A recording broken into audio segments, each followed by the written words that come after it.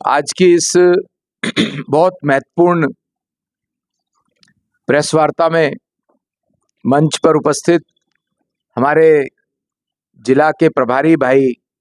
Doctor Anil Gupta ji, दोनों जिलों के हमारे अध्यक्ष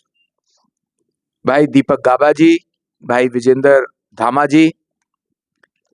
हमारे युवा मामलों के माई युवा भारत के अधिकारी आदरणीय रमेश जी, बहन निशा जी, यहाँ पर उपस्थित सभी पत्रकार मित्रों, आजादी के बाद जो सबसे महत्वपूर्ण काम भारत को इकट्ठा करने का, देश को एक सूत्र में पिरोने का, 550 से ज्यादा रियासतों को जोड़ के एक गणतंत्र भारत में विलय करने का जो काम था, वो भारत के पहले उप प्रधानमंत्री और गृह मंत्री सरदार वल्लभ भाई पटेल ने किया था। इस बात का राजनीति से कोई मतलब ना होते हुए देश के प्रधानमंत्री आदरणीय नरेंद्र मोदी जी ने सबसे पहले 2014 में ही सरदार वल्लभ भाई पटेल के इस भारत को जोड़ने के कृत्य को पूरे देश में सबके सामने, विशेष तौर से युवाओं के सामने रखने का काम किया। उन्होंने तभी से ही यूनिटी को सरदार वल्लभ भाई पटेल से जोड़ा था। देश का जो एक रूप आजादी के बाद बना था, उसका सबसे बड़ा कारण सरदार वल्लभ भाई पटेल ही थे। चाहे अगर हम बात करें तो सबसे पहले जोधपुर, जो मैं कुछ विशेष रियासतों का भी उल्लेख यहां करना चाहूंगा, क्योंकि सरदार जी ने उनको भारत में विलय करने की उस समय की उस रियासत की क्या परिस्थिति थी। जैसे जोधपुर ने यह डिसीजन लिया था कि वो पाकिस्तान के साथ जाएगा, पर सरदार साहब की कुशल रणनीति ने उसको भारत में विलय कराया। ऐसे ही ट्रेवेनकोर ने भी डिक्लेयर किया कि वो इंडिपेंडेंट रियासत ही रहेगा, लेकिन सरदार साहब ने उनसे अच्छे से नेगोशिएट करके उनको इस बात के लिए मनाया कि वो रियासत भी भारत में विलय हो। जूनागढ़, वहां के नागरिकों के रेफरेंडम के बाद भी जूनागढ़ की रियासत ने यह तय किया था कि वो पाकिस्तान के साथ जाएगी, लेकिन वहां भी कुशलता के साथ सरदार वल्लभ भाई पटेल ने उसको भारत में विलय कराया। सबसे अंत में हैदराबाद की रियासत, जो बिल्कुल नहीं मान रही थी, उसको भी भारत में विलय कराया। लेकिन अगर एक कश्मीर की बात करें, क्योंकि कश्मीर का मसला, कश्मीर का मुद्दा उस समय के प्रधानमंत्री जवाहरलाल नेहरू जी ने अपने हाथ में लिया था, तो वो बहुत लंबे समय तक, मैं कहूं कि 5 अगस्त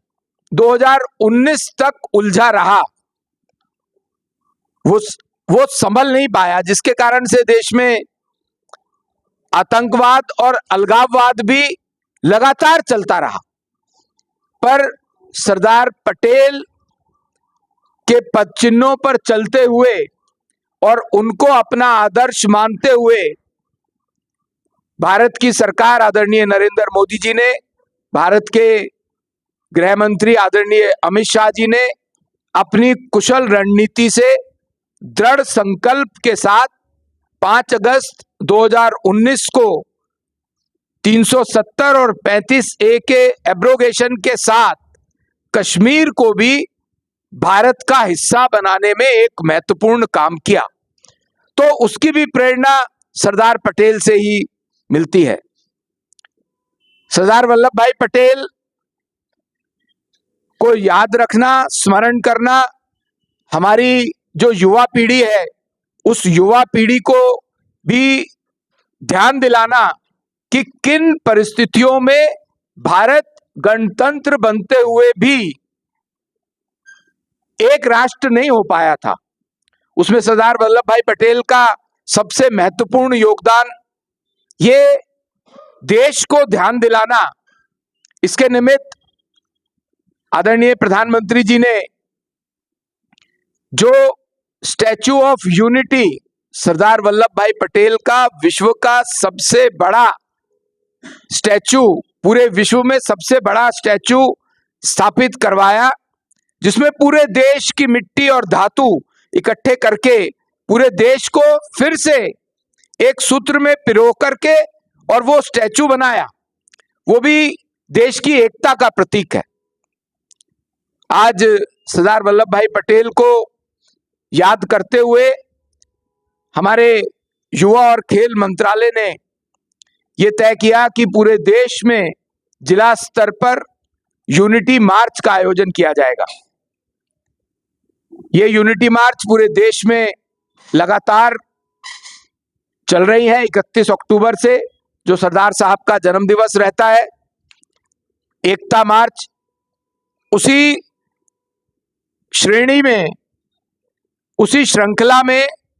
हमने अपनी पूर्वी दिल्ली लोकसभा के दोनों जिलों में, जो हमारे संगठनात्मक जिले हैं और हमारे यहाँ पर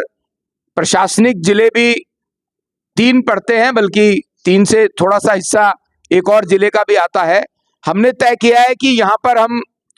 3 यूनिटी मार्च निकालेंगे। 2 यूनिटी मार्च, एक यूनिटी मार्च कल से है, जो कि मैं आपको जानकारी देता हूं। कल सुबह 10 बजे से विकास मार्ग वालिया नर्सिंग होम से लेकर के कड़कड़ी फ्लाईओवर तक रहेगी और इसमें समाज के हर स्तर के नागरिक इसमें भाग ले रहे हैं,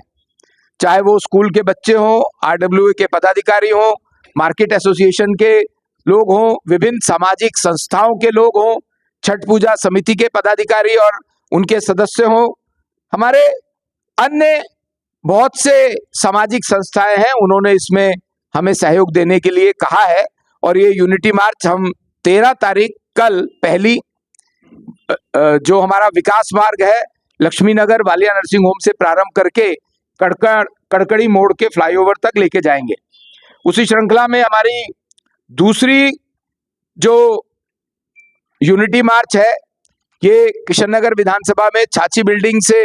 प्रारंभ करके 22 तारीख को सुबह 10 बजे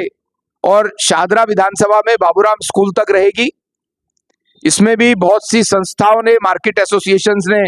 हमें सहयोग देने के लिए कहा है, वो सब लोग इसमें सम्मिलित होंगे। और तीसरी हमारी जो यूनिटी मार्च है, जो मयूर विहार जिला में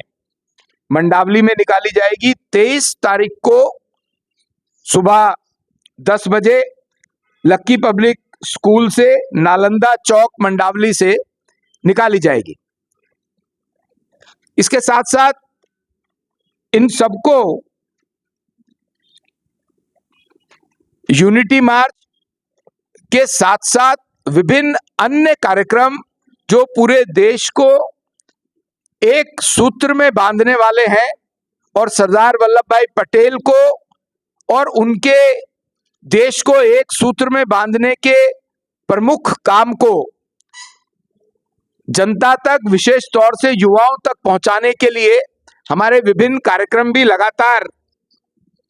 पूरे देश में चल रहे हैं, जिसमें मैं कहूं तो युवाओं के द्वारा कुछ विशेष तरह की रील, क्योंकि आजकल सोशल मीडिया में हमारे युवा बहुत एक्टिव रहते हैं, विभिन्न ड्राइंग कॉम्पिटिशन्स, विभिन्न एस्से कॉम्पिटिशन्स, इसके साथ साथ कुछ सेमिनार्स, कुछ ऐसे कॉम्पिटिशन्स जिसमें हमारे युवा अपनी बात आज के परिप्रेक्ष्य में भारत की बात करना, आज के परिप्रेक्ष्य में एक भारत श्रेष्ठ भारत की बात करना, ये सब कार्यक्रम भी लगातार चल रहे हैं। और प्रधानमंत्री नरेंद्र मोदी जी ने भी अभी 15 अगस्त को लाल किले के प्राचीर से स्वदेशी की बात कही थी। वो भी स्वदेशी बहुत बड़ा मूवमेंट था, भारत की आजादी करवाने के लिए भी, भारत को स्वतंत्र कराने के लिए भी। उस समय भी स्वदेशी की मूवमेंट महात्मा गांधी जी ने प्रारंभ करी थी और पूरे देश को एक रूप में बांधने का जो काम सरदार वल्लभ भाई पटेल ने किया था, उसके पीछे भी उनका ये दृढ़ विश्वास कि भारत एक है और एक रूप में ही एक भारत ही श्रेष्ठ भारत है, उस बात से प्रेरणा लेते हुए आदरणीय मोदी जी ने स्वयं अपने बहुत से वक्तव्यों में भी कहा और स्वदेशी अपनाने के लिए भी कहा है। तो स्वदेशी आज के समय में भी भारत को आत्मनिर्भर बनाने वाला एक बड़ा मूवमेंट है। स्वदेशी का अर्थ जो भी निर्माण भारत में हो रहा है, किसी भी कंपनी के द्वारा हो रहा है, जिसमें भारत के लोगों का, भारत के नागरिकों का पसीने की महक है, भारत की मिट्टी की महक है, वह स्वदेशी है। अगर मैं सिर्फ एक ही उदाहरण दूं तो 2014 से पहले हमारे देश में केवल 3 फैक्ट्रीज थी जो मोबाइल बनाती थी। स्वदेशी का आवाहन और आत्मनिर्भर भारत का आवाहन आदरणीय प्रधानमंत्री जी ने जब किया तो आज देश में 300 से ज्यादा मोबाइल बनाने वाली फैक्ट्रीज हैं। भारत के प्रधानमंत्री आदरणीय नरेंद्र मोदी जी का 2047 में विकसित भारत का जो सपना है, वो आत्मनिर्भर भारत से और स्वदेशी अपनाने से ही होगा, जिसकी प्रेरणा सरदार वल्लभ भाई पटेल से मिलती है। तो उनकी जीवन से प्रेरणा लेने के लिए, उनके जीवन को जन जन तक पहुंचाने के लिए, उनके द्वारा किए गए भारत को एक भारत बनाने के लिए ये सब बातें आज हम 140 करोड़ देशवासियों तक पहुंचाने के लिए हमारा युवा एवं खेल मंत्रालय यूनिटी फॉर मार्च का आयोजन कर रहा है, जिसमें मैं आपके माध्यम से पूरी पूर्वी दिल्ली के प्रत्येक व्यक्ति को, समाज को आह्वान करता हूं कि वो यूनिटी फॉर मार्च की जो हमारे 3 कार्यक्रम हैं, 3 मार्च हैं, उसमें सम्मिलित हो। और मैं आप पत्रकार बंधुओं से भी निवेदन करता हूं कि आप सब लोग भी इस काम में, देश को आत्मनिर्भर बनाने में आपका बड़ा रोल है, आप लोग भी इसमें मदद करें, जन जन तक ये बात पहुंचाएं। आप यहाँ पर उपस्थित हुए हमारे कहने पर मैं आपका बहुत बहुत धन्यवाद करता हूं।